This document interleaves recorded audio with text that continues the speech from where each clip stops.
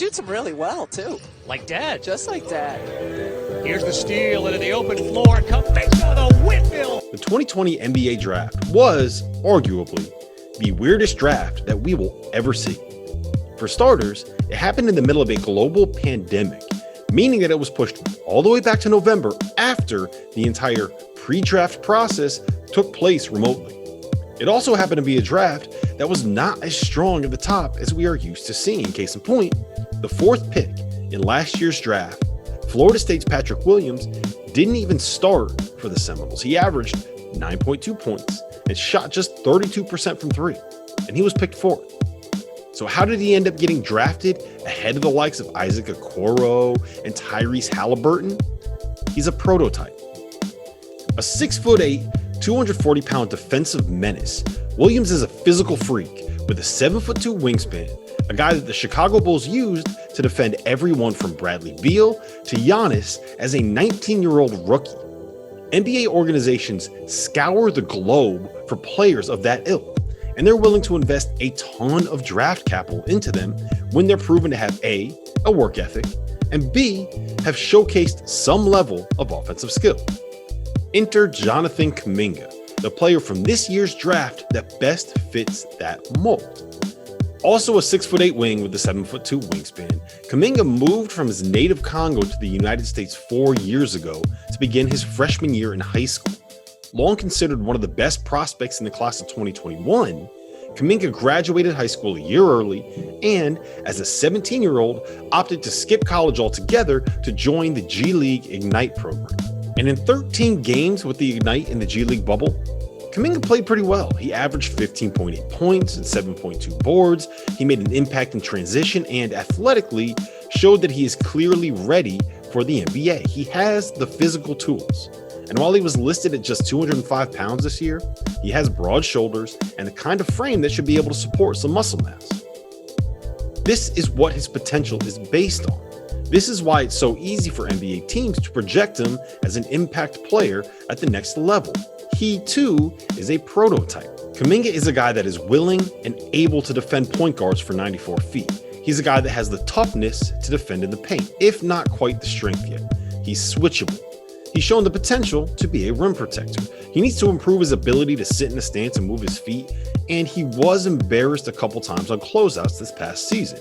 He has quite a bit to learn when it comes to positioning, help side rotations, different defensive schemes, things of that nature, but Kuminga doesn't turn 19 until October. He has only been stateside for 4 years. Last season, the one that he spent playing with the G League in the bubble, was supposed to be his senior season in high school.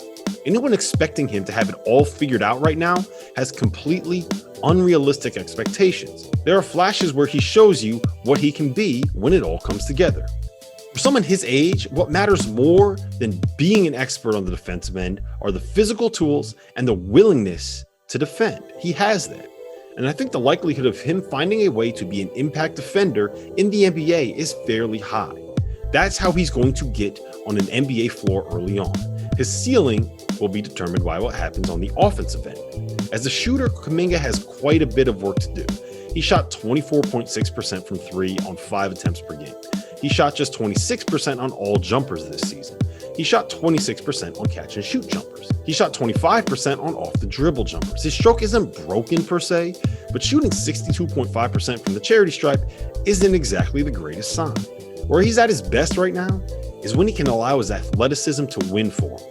He's a real threat in transition, although he's better running a lane at this point than leading the break himself.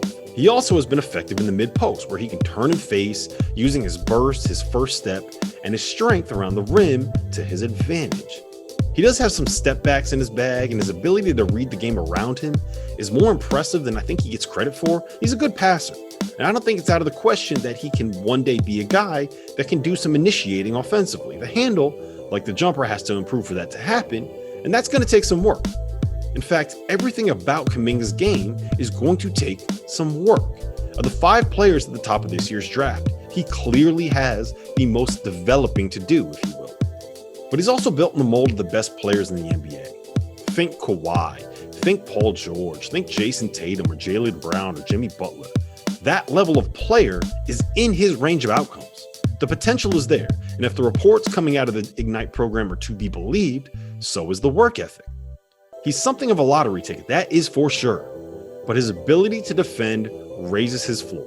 And if it all comes together for him, there's a non-zero chance that he ends up being the best player in this year's class. I think he's clearly the 5th best prospect out of the top 5, but that says more about this year's draft than it does about Kuminga specifically.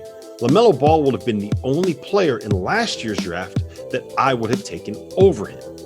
And if you can get a prospect like that with the 5th pick, you're coming out ahead in the long run.